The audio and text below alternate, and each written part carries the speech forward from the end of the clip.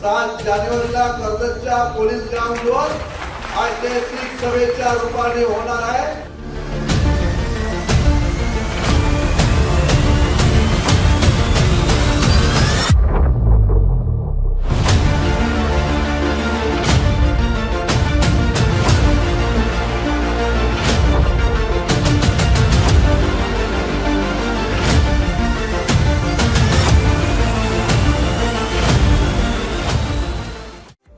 आमदार महेंद्र थोरवे यांच्यासाठी राज्याचे मुख्यमंत्री एकनाथ शिंदे 7 जानेवारीला कर्जतच्या दौऱ्यावर आहेत।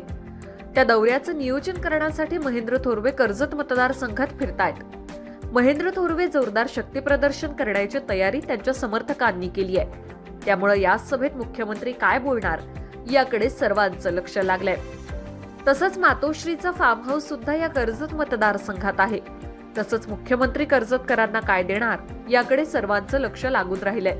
तसंच मुख्यमंत्री कोंढाणा धरण कर्जत मतदारसंघामध्ये एखाद्या नवीन प्रकल्पाची घोषणा करतायत का हे पाहणं सुद्धा महत्त्वाचं ठरणार आहे। कर्जत मतदारसंघात मोठ्या प्रमाणात निधी देण्याचं काम मुख्यमंत्र्यांनी केलंय।